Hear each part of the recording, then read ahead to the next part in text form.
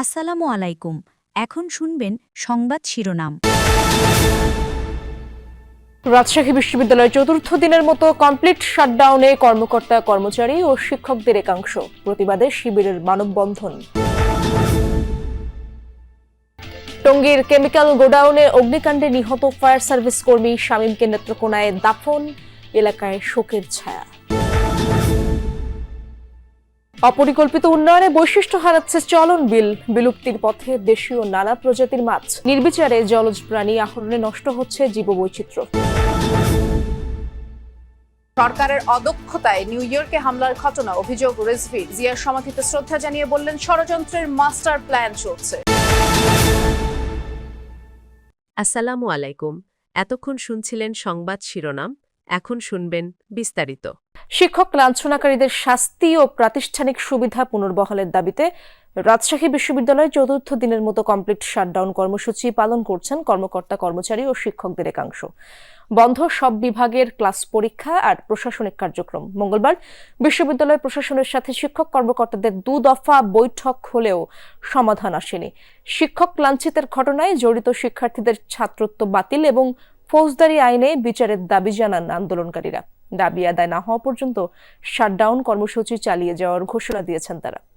এদিকে complete shutdown কর্মসূচির প্রতিবাদে মানববন্ধন করেছে শিবির। বেলা 11টার দিকে ক্যাম্পাসের সেন্ট্রাল লাইব্রেরির সামনে শুরু হয় কর্মসূচি। সেখানে শিবির নেতারা বলেন, রাকসু নির্বাচন পেছানোর জন্য একটি দল বিভিন্ন রকমের ষড়যন্ত্র করছে। শাটডাউন কর্মসূচিও সেই ষড়যন্ত্রের অংশ।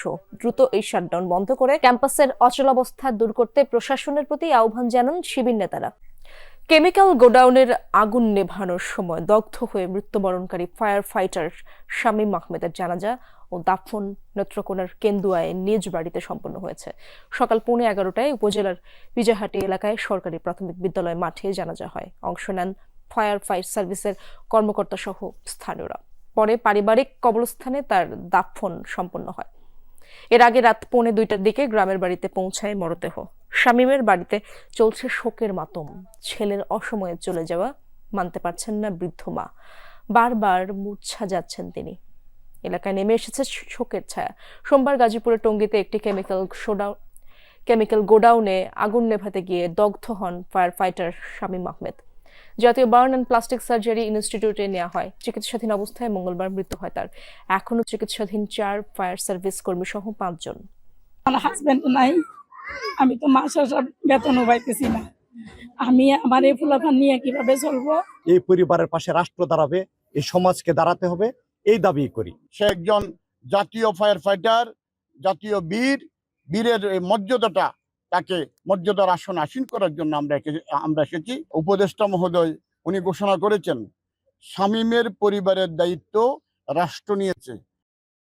স্থাপনা নির্মাণ, অপরিকল্পিত উন্নয়ন সহ নানা কারণে চিরাচরিত বৈশিষ্ট্য হারাচ্ছে চলন বিল। অবাধে নিষিদ্ধ জাল দিয়ে মাছ ধরা আর নির্বিচারে জলজ প্রাণী আহরণে নষ্ট হচ্ছে জীববৈচিত্র্য। বিলুপ্তির পথে দেশীয় নানা প্রজাতির মাছ। বিলের প্রাকৃতিক ভারসাম্য রক্ষায় সমন্বিত উদ্যোগের উপর গুরুত্ব দেওয়ার তাগিদ সংশ্লিষ্টদের। বিস্তীর্ণ জলরাশির মাঝে সবুজের আলপনা, শরতের আকাশে ভাসছে মেঘের ভেলা। স্বচ্ছ জলের সাথে প্রকৃতির যেন এক অপরূপ মেলবন্ধন। পাবনা, নাটোর ও সিরাজগঞ্জের বিস্তীর্ণ এলাকা জুড়ে চলন বিল, যা বর্ষায় পানিতে থাকে টইটম্বুর, স্থায়িত্ব থাকে কয়েক মাস। বিলের উন্মুক্ত জলরাশিতে মাছ ধরে জীবিকা চলে সিরাজগঞ্জেরই 3 উপজেলার প্রায় 10,000 জেলে পরিবারের। তবে নিষিদ্ধ জাল দিয়ে মাছ ধরা সহ নানা কারণে বিলুপ্তির পথে দেশীয় নানা প্রজাতি। ট্যাংরা, কুচি, সাইতেন, শৈল, বোয়াল, পুঁটি, বংশ ইসে মাছ, মনে করেন নৌকা বোধে, এখানেই নৌকা বোধে মাছ মারছি আমরা। এখন সে মাছ একটাও নাই। সারাদিন ঘুরেও 2-4টা 5টা এরকম, মানে খুব কম, মানে এখন জীবন চালানোই কঠিন, এরকম ভাবে মাছ পাই। রিং জাল, তারপরে দোয়াজ, এইগুলো দিয়ে মাছ মারিয়ে সাফ করে হেলায়। প্রশাসনের জন্য কোনো কিছু কয় না। কাঙ্ক্ষিত মাছ না মেলায় পেশা বদলাচ্ছেন জেলেরা। অনেকেই নির্বিচারে শামুক, ঝিনুক, কাঁকড়া ধরে বিক্রি করছেন, যা ব্যবহার হচ্ছে মাছ ও হাঁসের খাবার হিসেবে। প্রতিদিন কয়েক টন শামুক সরবরাহ হচ্ছে বিভিন্ন জেলায়। এখন দেখা গেছে এক নৌকা শামুক মারলে 3,000-4,000 টাকা পাওয়া যায়। এখন বিলে আর মাছ নাই, তাই বিধায় মানুষ শামুক মারে। মাছ শাক নাই, এই কারণে আমরা বাধ্যমূল্যকে শামুক মারা বেছে নিছি। সবাই ধরেন যে এই যে ছোট ছোট নৌকালে আমরা সবাই সারা রাত শামুক মারি। নানা স্থাপনা নির্মাণ আর পলি জমে দিন দিন সংকুচিত হচ্ছে বিলের আকার, বাধাগ্রস্ত হচ্ছে পানি প্রবাহ। তার উপর নিষিদ্ধ জাল ব্যবহার করে মাছ ধরা ও নির্বিচারে জলজ প্রাণী আহরণে বিরূপ প্রভাব পড়ছে জীববৈচিত্র্যে। শামুক একদিকে যেমন এটা পানি পরিষ্কার করে, আবার এটা শুকনো মৌসুমে এটা পচে গিয়ে আবার সার হিসেবে ব্যবহৃত হয়, যার ফলে দেখা যায় যে মাটি ভালো থাকে, ফসল ভালো হয়। আর শামুক এভাবে ধ্বংস হতে থাকলে দেখা যায় যে বাস্তুতন্ত্র নষ্ট হবে। চলনবিলে মাছের অভয়াশ্রম গড়ে তোলা ও জীববৈচিত্র্য রক্ষায় সমন্বিত উদ্যোগ নেওয়া প্রয়োজন বলছেন জেলা মৎস্য কর্মকর্তা। বিলের মাঝে যদি আমরা কিছু মৎস্য অভয়াশ্রম কিংবা নো ফিশিং জোন তৈরি করতে পারি, তাহলে সেখানে সারা বছর পানি থাকবে এবং সেখানে মাছ, দেশীয় প্রজাতির মাছ সহ সকল প্রজাতির মাছের একটা অবাধ বিচরণ প্লাস প্রজনন থাকবে। বিলে প্রাকৃতিক ভারসাম্য রক্ষায় কার্যকর পদক্ষেপ নেওয়ার আশ্বাস প্রশাসনের কর্মকর্তাদের। চলন বিলের মাধ্যমে মানুষ বিভিন্নভাবে জীবিকা নির্বাহ করে, তার মধ্যে শামুক ও ঝিনুক আহরণের একটা বিষয়। এটা হচ্ছে যে আমার কাছে এই তথ্যটি সুস্পষ্ট ছিল না, সেক্ষেত্রে যদি এরকম কোনো বিষয় সামনে উঠে আসে সেক্ষেত্রে আমরা ব্যবস্থা নিব। নির্দেশনা প্রদান করেছি এই বিষয়ে অভিযান পরিচালনা করার জন্য। শামুক ঝিনুক বাণিজ্যিক হারে এইসব এলাকা থেকে উত্তোলন করা হয়, তাহলে আমাদের ইকোসিস্টেমে ব্যাপক পরিবর্তন আসবে।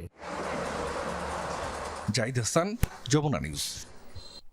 আশুলিয়ায় নাসা গ্রুপের 16টি কারখানা স্থায়ীভাবে বন্ধ ঘোষণার প্রতিবাদে বিক্ষোভ করেছেন শ্রমিকরা।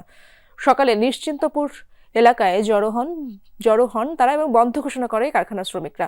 খবর পেয়ে সেখানে যায় শিল্প পুলিশ ও সেনাবাহিনী। এ সময় পুলিশকে লক্ষ্য করে আন্দোলনরতরা ইট পাটকেল ছুড়লে আহত হয় কয়েকজন পুলিশ সদস্য। পরে টিয়ারশেল ও জলকামান ব্যবহার করে তাদের ছত্রভঙ্গ করে দেয় আইন শৃঙ্খলা বাহিনী। এর আগে বিক্ষোভরত শ্রমিকরা জানান, বিদ্যুৎ গ্যাস সংকট ও বায়ারের অর্ডার না থাকায় 25 সেপ্টেম্বর থেকে 16টি কারখানা বন্ধের ঘোষণা দেয় কারখানা কর্তৃপক্ষ। এতে বেকার হয়ে পড়বে কয়েক হাজার শ্রমিক। কর্তৃপক্ষের এই সিদ্ধান্তের প্রতিবাদে এবং দ্রুত অগস্ট ও সেপ্টেম্বর মাসের পাওনা পরিশোধের দাবিতে আন্দোলনে নামেন তারা। ফরিদপুরের ভাঙ্গায় সংসদীয় আসনের সীমানা পুনর্বিন্যাসের প্রতিবাদ ও আন্দোলনকারীদের নামে মামলা প্রত্যাহারের দাবিতে মানববন্ধন করেছেন স্থানীয়রা। সকালে ভাঙ্গা সরকারি KM কলেজ মাঠে এই কর্মসূচি পালিত হয়। এ সময় বক্তারা অভিযোগ করেন, আন্দোলনকারীদের বিরুদ্ধে মিথ্যা মামলা দেওয়া হচ্ছে, পুলিশের বিরুদ্ধে হয়রানিরও অভিযোগ করেন তারা। অবিলম্বে 4টি মামলা প্রত্যাহার এবং আলগি ও হামিরদি ইউনিয়নকে ফরিদপুর 4 আসনে অন্তর্ভুক্ত করার দাবি জানানো হয়। মানববন্ধন কর্মসূচি থেকে আলগি ও হামিরদি ইউনিয়নকে ফরিদপুর 2 আসনে অন্তর্ভুক্ত করার প্রতিবাদে বেশ কিছুদিন ধরেই আন্দোলন করে আসছে স্থানীয়রা। আন্দোলন ঘিরে সম্প্রতি সহিংসতা হয়, ভাঙচুর করা হয় থানা, নির্বাচন অফিস সহ বিভিন্ন স্থাপনা।